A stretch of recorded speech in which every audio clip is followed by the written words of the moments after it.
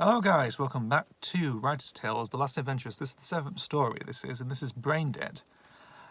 So we're in America now. We're in Nevada. Well, Carson City, Nevada, 1975, so in the mid-70s this one.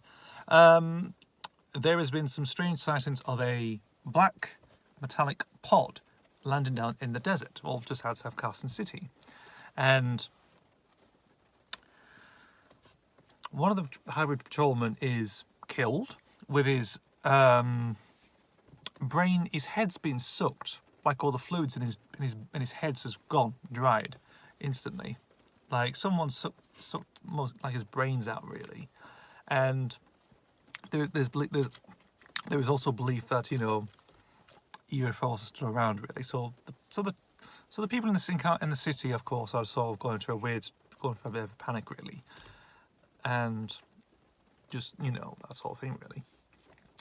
So the protagonists arrive outside the city in the sort of middle of the desert and see what's going on, and they find out the crash metallic black pod by a group of children who are basically outside. They live sort of like in like a rural desert bit, of course, through a bunch of houses and stuff, and they find these. They found this in a crater. It's like this Crater Hills crater, and find out that I'm just trying to think on my head again. They have to and they basically find like it's very like an advanced humanoid race really, very much in terms of how its technology is. Of course, I mean it's a bit larger in the inside with this pod, of course, even though it's not a Gallifreyan Time Lord ship or something. It is something from another world, another planet really. That's sort of developed a similar thing with the external dimensions. And what these aliens are known as, they're called the Levitans. Levitans. Now these are an alien species that actually survive on human brain fluid. And they basically land on Earth because their home planet is drying up of this whole thing. It's a source of the brain fluid. It's a source of protein for them, of course, and they basically arrive here to harvest more fluid to help their home planet, of course, stop it from dying. That's really the main thing. However, involving this, they basically, the process of extracting a person's brain fluid is they sort of stun them a bit first, with a touch of the finger, and they touch them like that, just like gently, like a simple touch. They stun them, and the person can move like they're paralysed by standing up. And the Levitans they have pipes on the side of their head, and they remove them, and it's like it's what do you call it? It's like it's like you're doing with a battery, of course. So it's like you're doing a jump start, of course. I think you basically just like put them on the side, but I think you just ram them in. I think if that's how it goes, if I pronounce that right. They ram two pipes or tubes, two tubes in the side of a person's head, and they drain the fluid, of course. You can still hear people screaming, of course, and they basically just drain the fluid. The brain is still there, but the brain has no fluid, like it's all been sucked out, like a dry sponge, very much, that sort of thing. And that's what they've been doing, of course. And obviously they were trying to go for a more populated country, of course, for the likes of Russia, maybe like China or India, very much. But they end up landing in the United States, just outside in the Nevada desert, really, unfortunately, because of a sort of technical glitch, apparently. So obviously we end up getting the US military involved, of course. No nonsense people who just want to use firepower and everything else, so destroy them, blow them up, and everything else, that sort of thing. And you can see the protagonist it's like, again, like with any of Doctor Who's story, of course, when the people say, these aliens must be killed, of course, because they're damaging society, and the Doctor's, and the Doctor's basically self defense, really, to be honest, between two camps, of course. That's sort of the thing, really. Usually that tends to happen. This sort of happens as well in this story. Even though they want to survive because they're like a dying race, but they need like a people's life support for the, that sort of thing. a person's fluid, really.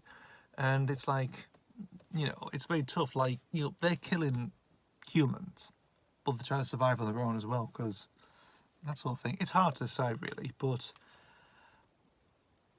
in the end, I think one of them manages to leave, of course, but the rest of them sort of get killed, really, because, well, the one in particular, the one Leviton was basically captured by the military, actually, so he was sort of taken, of course, and that leads into the invasion of, like, sort of the Area 51 era, really, that sort of bit, and yeah, it sort of ends from there, really, to be honest, like, that one, the one leaves. He has some protein just to, survive and help a few people, of course, but may have to move on to another planet, or whatever, to find more protein. Of course, just one sole survivor of like a sort of a scavenger group, pretty much, and it's like, that sort of thing, and this leaves, even though he's captured, sort of like a prisoner of the military, very much. So. Brain Dead. So another one, same thing, just again, it was a Power Fan audio series, of course. One interesting fact was what was changed was it was meant to feature Unit in, actually. Apparently there was going to be some some involvement with Geneva, of course, and Brigadier Alistair Gordon Lethbridge Stewart, Sergeant Benton, and also, well, I think Regional Sergeant Benton, at this point, actually, and a few other people as well, like Colonel Crichton as well was meant to be in here as well. So, like, you have like a new unit family involved, but they never. I'd chosen. Originally, yes, because it was sort of like an interesting idea involving unit in the States, really. Of course, when no one's really there to help, really. So they basically just end up in across the pond. But I dropped in completely because I don't know, it never really fit, really. It's, you think of, like, the whole American thing, of course. I mean, it does have like a sort of, if you look at movies like the 70s, like from like the 1990s or whatever, that sort of was the very first, like, Richard, what's his name? Oh, I forgot his name. The guy who made Dazed and Confused, meant to be sort of like that, really.